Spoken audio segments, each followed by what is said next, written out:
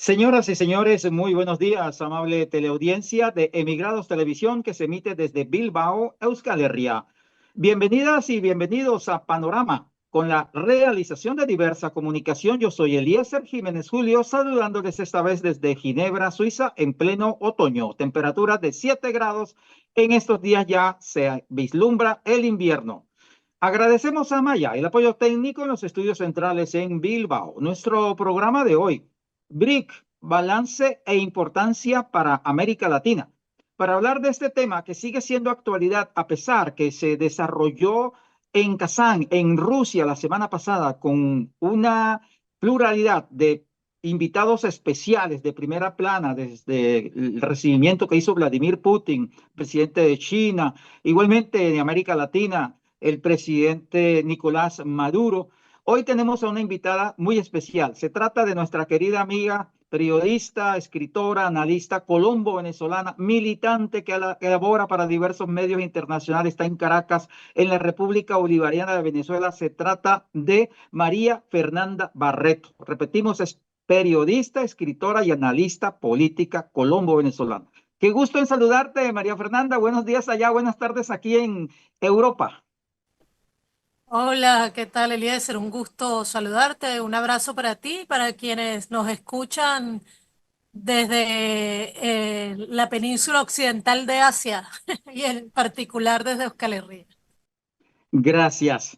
María Fernanda, nosotros siempre nos gusta, y sobre todo en este caso de mujeres, eh, de resaltar los trabajos, las investigaciones, sus escritos. ¿En qué anda ahora mismo María Fernanda? En la parte de la geopolítica y las investigaciones que para los que te seguimos. Bueno, estamos aquí sacando adelante nuestra plataforma comunicacional que está a punto de cumplir un año el mes que viene, que se llama Huele a Azufre. Es una página de análisis geopolítico cuyo subtítulo es Comunicación contrahegemónica para construir la paz. Bueno, que la pueden revisar. Tiene su página web, hueleazufre.com, y tiene canal de YouTube y canal de Telegram, que son como dos plataformas en las que estamos ahí comenzando hace menos tiempo.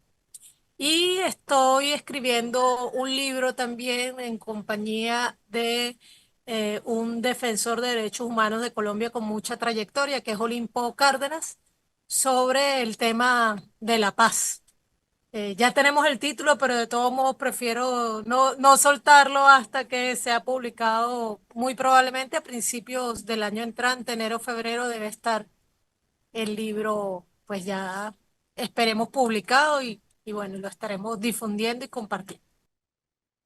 Claro que sí, felicitaciones y adelante. Y cuenta que cuando tengas el libro en mano, por favor, nos avisas para invitarte. Siempre tendrás aquí humildemente en este canal las puertas abiertas para que puedas presentar y puedan los demás compañeros y compañeras en América Latina y cualquier parte de Hispanoamérica presentar sus trabajos. Adelante y quedamos pendientes con ese trabajo, María Fernanda. Ahora sí a lo que venimos, BRIC, balance e importancia para América Latina.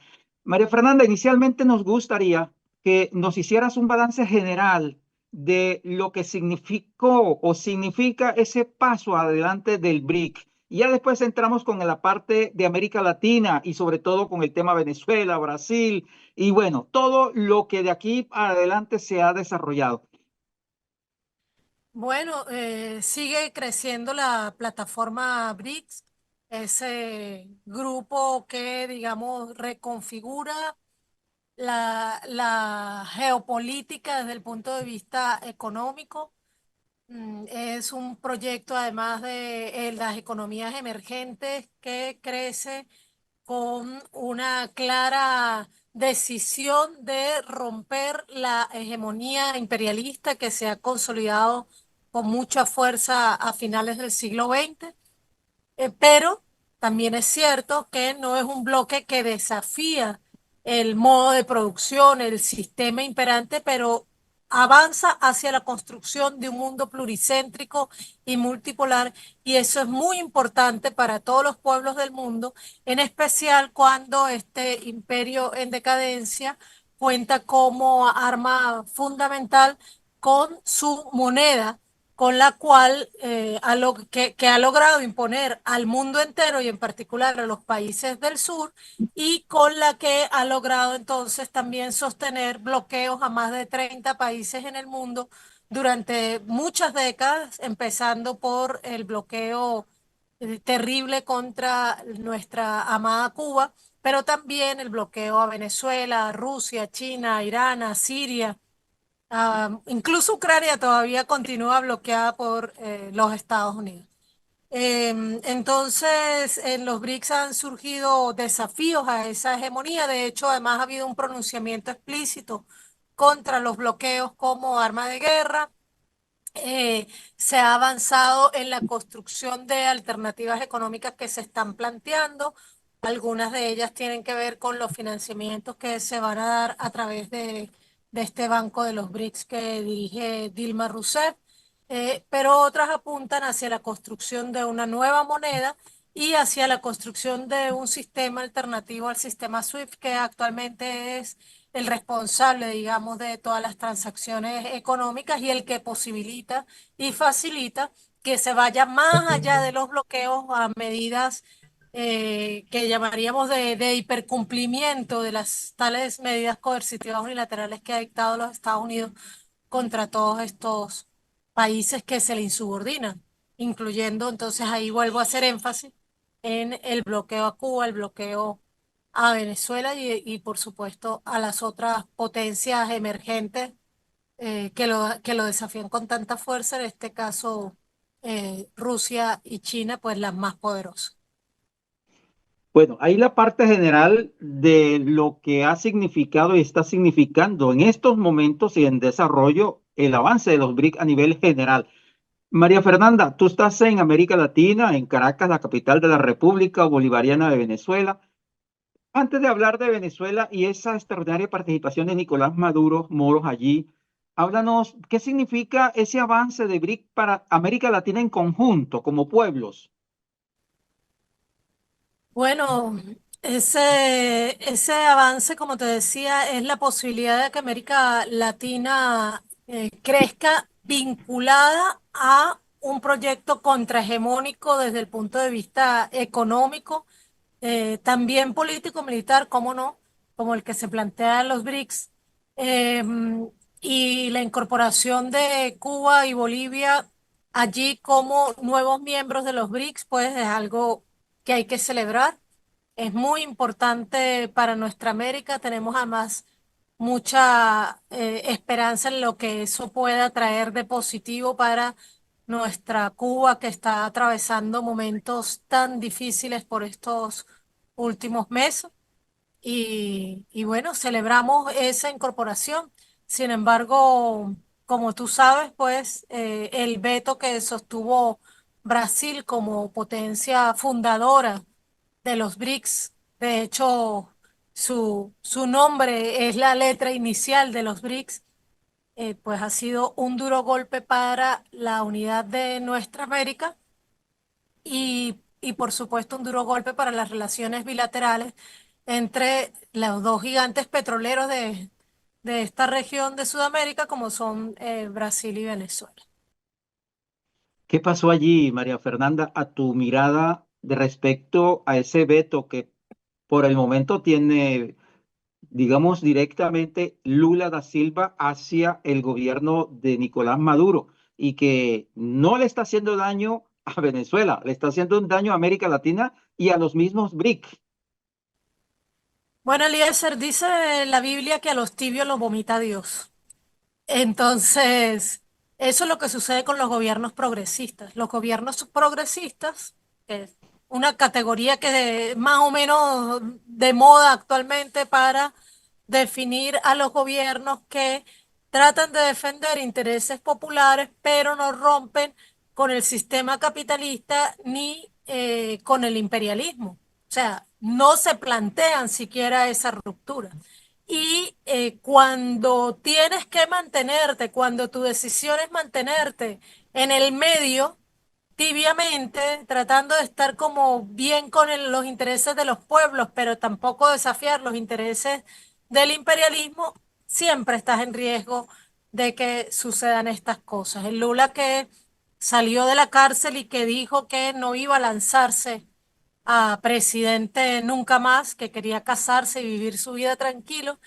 Ese Lula, que luego asume una candidatura y vuelve a la presidencia, ya desde el inicio sabíamos que llegaba aún más mediado de lo que estuvo en su primer gobierno, pero eh, sin embargo, estuvo defendiendo la incorporación de Venezuela hasta hace pocos meses, pero en el medio lo que sucedió no fueron las elecciones en Venezuela. Lo que sucedió fue el acercamiento genuflexo que vimos de Lula con la OTAN, con la OTAN. Lula recibe a Macron una semana después de que Macron se atreve con mucha soberbia y diríamos con una soberbia ridícula a amenazar militarmente a Rusia, ¿ya? Y digo ridícula porque no solamente hay que comparar el poderío militar, hay que comparar incluso el tamaño geográfico, pues lo que ocupa en el planeta Tierra Francia comparado con lo que ocupa en el planeta Tierra Rusia, y entonces uno se da cuenta que esas son eh, manifestaciones muy ridículas del ego y que son más propagandísticas que reales, pero habiendo dicho eso, una semana después, un miembro del BRICS, donde Rusia es eje fundamental y además quien está ejerciendo la presidencia, pues Lula recibe a Macron en una actitud, ya dije genuflexa para decirlo lo más decentemente posible, lo vemos agarrándolo de la mano para guiarlo a través de nuestro territorio amazónico, nuestro, porque ese es territorio nuestro americano. Y Lula llevó a pasear a Macron por nuestra América. Eso lo convierte en un, no puedo decir socio, en un subordinado, un nuevo subordinado a la OTAN en nuestra América. Y eso, por supuesto, se suma a algunas pretensiones que siempre han hecho difícil la relación entre Brasil y el resto de Latinoamérica, porque, porque parece que a veces le cuesta, sobre todo a las autoridades, no al pueblo brasileño en general, pues asumir que Brasil es parte de nuestra América. Entonces, bueno, no nos sorprendió, lo lamentamos mucho porque eso nos aleja, eso es un golpe para la unidad de nuestra América, que es lo único que nos puede salvar en circunstancias donde el imperio capitalista está conduciendo al mundo entero a guerras, o sea, una guerra con distintos frentes que no pretende soltar hasta que aplaste toda la disidencia a su poder. Ya logró en Ucrania su objetivo más importante inicial, que era resubordinar a Europa. Ya tiene una Europa endeudada, desindustrializada, mucho más subordinada a los Estados Unidos de lo que estaba incluso en los 80 y en los 90. Ya lo logró, ya la tiene otra vez endeudada además, y la tiene además consumiendo sus productos, es decir, revitalizando su economía, pero salió derrotado militarmente y ahora pues está trasladando el eje hacia Occidental o Medio Oriente y por supuesto hacia toda la región del Indo-Pacífico y específicamente hacia Taiwán para generar también conflictos con China. Así que No, ese más María o menos Fernanda. es la situación. Y además que eso, antes de hablar de ese papel extraordinario de intervenciones y contactos que hizo Nicolás Maduro Moro, presidente del legítimo de la República Bolivariana de Venezuela, es que, y con el perdón de nuestras amigas y amigos brasileros, es que a Brasil no tiene tradición de lucha ni siquiera cuando su independencia, porque su independencia hasta se la regaló el reino de Portugal en su época, mientras el resto de países de América Latina luchó Hubo guerra, sangre, violencia para lograr la liberación que encabezó Simón Bolívar. En su momento, Brasil le regalaron su independencia y eso se nota. Y la tradición también de que el Partido del Trabajo en Brasil es un partido demócrata, no es un partido de izquierda. Y ahí es donde coincido con María Fernanda Barreto de que no es un partido de izquierda, es un partido liberal hacia tendencia izquierda, pero no es un partido ni comunista, ni mucho menos un progresista, y igualmente no entiende esto de la solidaridad en las luchas tradicionales de América Latina, que sí la tienen otros pueblos, María Fernanda. Pero bueno, ese es tema de que hay que seguir ahondando, pero quiero de manera pública decir que Nicolás Maduro Moros se lució en ese BRIC en Kazán. Contactos unipersonales con los máximos líderes de todas las naciones más potentes del mundo que están en lucha contra el imperialismo. ¿Cómo observan ustedes los venezolanos y la América Latina esa gestión que hizo Nicolás Maduro? Bueno, la observamos con mucho optimismo porque realmente Venezuela tiene una economía sumamente asediada, aparte de una situación política de ser el objetivo de una guerra híbrida, multidimensional, el principal objetivo de una guerra multidimensional declarada por el imperialismo en nuestra América en este momento.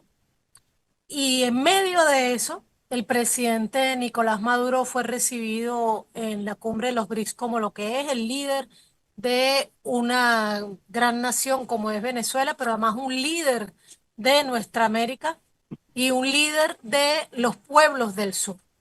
En ese sentido, hay que destacar que más allá de el veto de Lula, todos los demás países fundadores de BRICS estuvieron de acuerdo con la incorporación de Venezuela y de hecho fue muy fuerte el respaldo que Vladimir Putin, quien sin duda en este momento es el político más importante del mundo, a quien le guste y a quien no le guste Vladimir Putin, con sus virtudes y defectos, es el líder político más importante del planeta en este momento.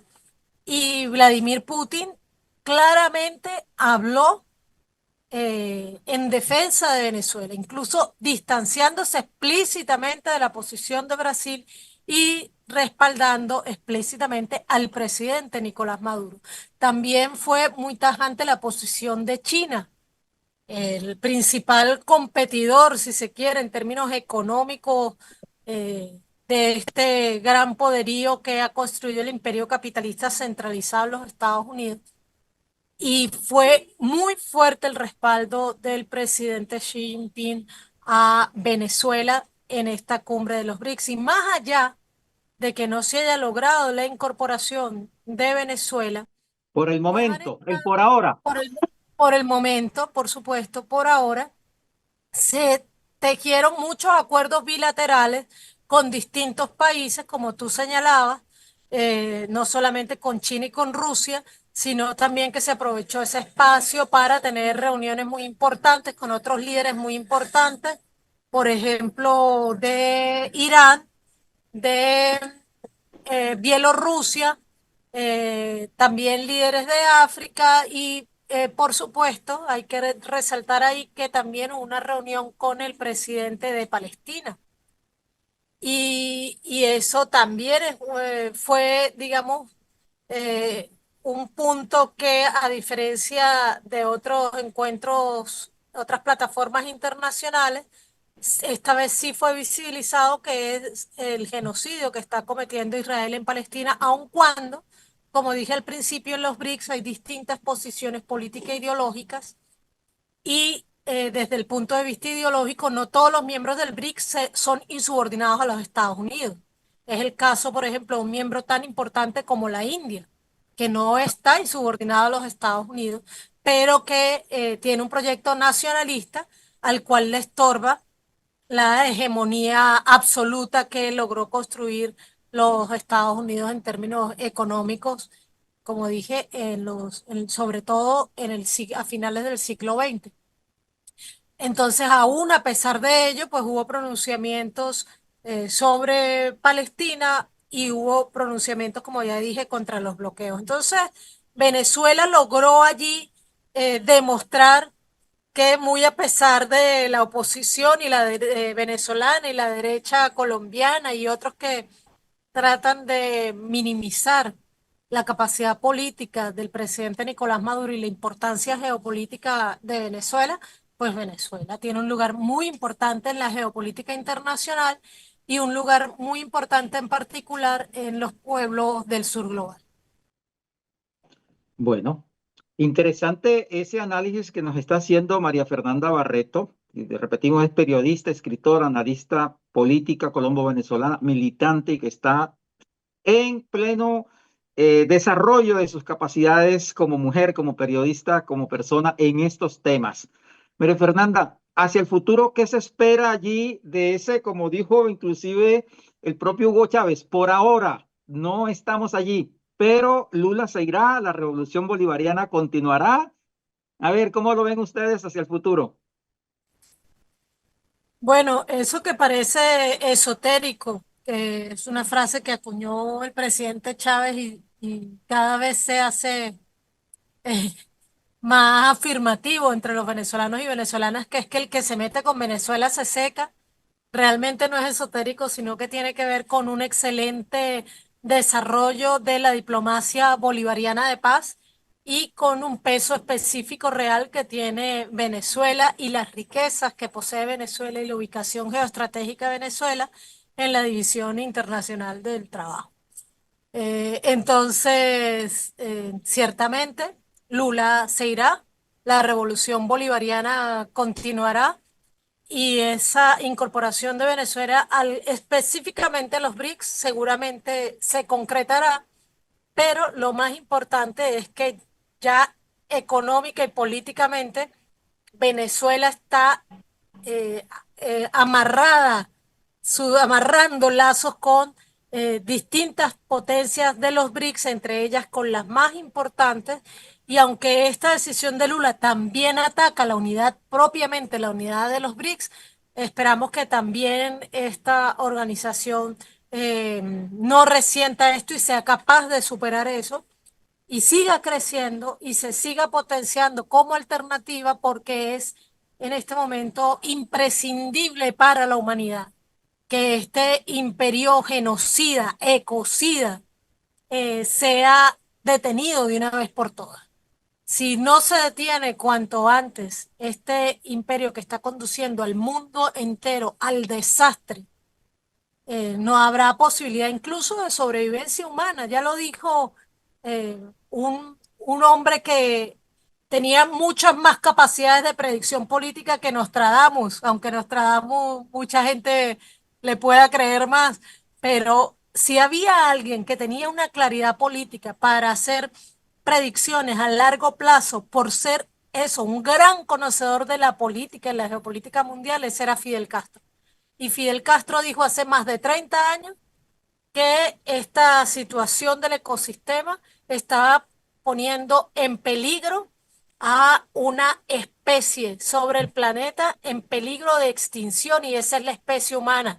Y él dijo hace más de 30 años que si no se detenía el capitalismo, en 50 años la especie humana podía desaparecer. Así que realmente la lucha contra el sistema capitalista y contra ese imperio capitalista en decadencia es una lucha vital de todos los pueblos.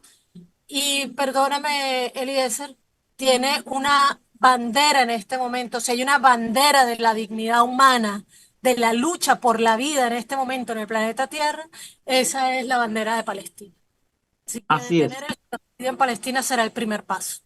Así es, estamos totalmente de acuerdo contigo y nuestro abrazo, nuestra solidaridad para las hermanas y hermanos palestinos y en el Líbano también. Pero María Fernanda, ya para cerrar el programa, queremos aprovechar tu presencia a ti, sobre todo de un tema que tú conoces perfectamente y se trata de Irán. ¿Cómo observas primero ese tema de la agresión del sionismo israelí apoyado obviamente por el sionismo internacional desde los Estados Unidos y los otros imperios, contra Irán. Y finalmente, tu apreciación sobre lo que le ocurrió este fin de semana a Evo Morales allí en Bolivia para cerrar el programa y aprovechar tu presencia.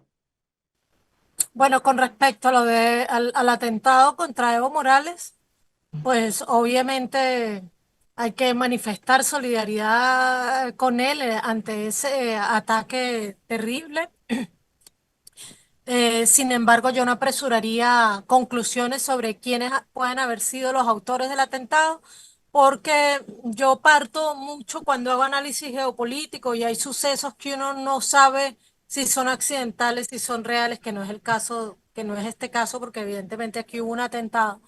Pero cuando no se conoce la autoría, uno lo primero que piensa es a quién beneficia. Y este atentado contra la vida del expresidente Evo Morales, a quien beneficia es a la derecha boliviana, porque termina de fisurar a la izquierda boliviana, al pueblo boliviano, termina de dividirlo y esa división es caldo de cultivo para un triunfo de la derecha, no solo en las próximas elecciones, sino un triunfo político que pueda permitirles ir aumentando su legitimidad.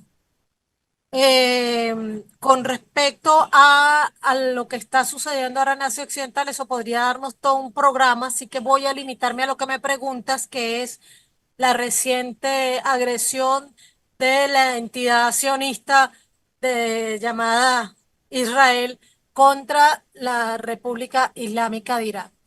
Vimos un ataque que en proporción con el ataque que recibió de Irán en respuesta a el ataque anterior que había ejecutado ya Israel, matando incluso un invitado internacional dentro de Irán y que había ya generado los intentos reiterados de Irán. Irán cada vez que va a responder a los ataques de Israel, primero da un tiempo de espera a que la Organización de las Naciones Unidas haga algo.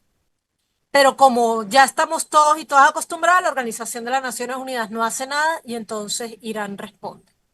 Pero esta respuesta de Israel, sin subestimarla, porque causó la muerte de 5 efectivos militares de la Guardia Revolucionaria Islámica, de todos modos fue muy desproporcionado en el sentido de que fue muy débil en comparación con la fuerza que demostró Irán en la acción militar anterior.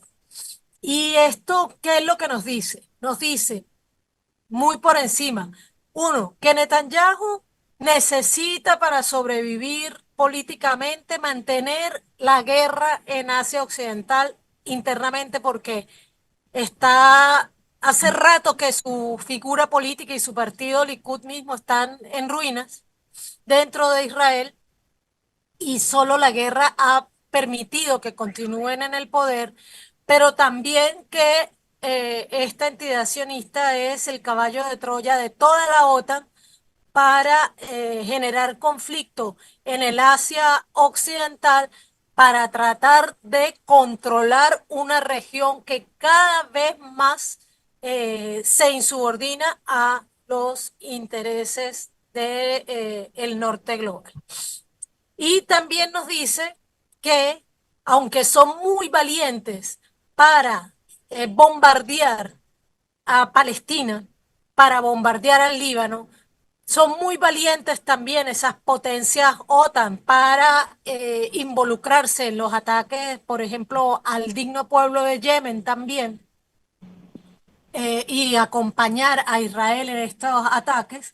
De todos modos, ni se atreven realmente a acompañar la entrada por tierra sobre Palestina y sobre Líbano, aunque lo han hecho, pero lo hacen tímidamente porque allí son derrotados en la tierra, que es la operación militar definitiva que tiene que ejecutar una potencia para realmente ocupar un país.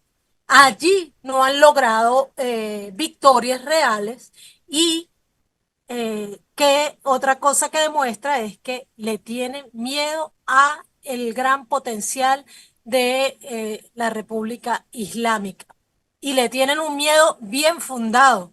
Por eso todo el lobby estadounidense se ha estado moviendo para pedirle a Israel moderación en este ataque que iba a hacer, pero no tengo ninguna duda de que dentro de Israel, y lo podemos ver revisando la prensa israelí, hay temor a despertar la furia de la República Islámica de Irán, porque eso sí podría conducir realmente al fin por la vía militar de este enclave occidental en Asia que es el Estado sionista de Israel. María Fernanda Barreto, periodista, escritora, analista colombo-venezolana, militante que labora para varios medios internacionales. Agradecerte desde allá en la República Bolivariana de Venezuela, la querida Caracas, patria del Libertador, tu tiempo, tu gentileza, te hemos hecho madrugar, sacar de la rutina. Amiga, querida, muchas gracias de verdad, No, apreciamos madrugar tus no, pero análisis. sí sacarme de la rutina. Aquí a la orden siempre, María Fernanda, muchas gracias. Un Un abrazo abrazo. para ti y para todos ustedes allá. Muchas gracias por el apoyo técnico de Amaya en los estudios centrales en Bilbao. Este programa fue realizado por Diversa Comunicación y emitido por Emigrados Televisión desde Bilbao, Euskal Herria. Yo soy Eliezer Jiménez Julio, hoy desde Ginebra, Suiza. A ustedes, amable teleaudiencia, agradecerles por su atención. Tengan ustedes feliz resto de día. Muchas gracias.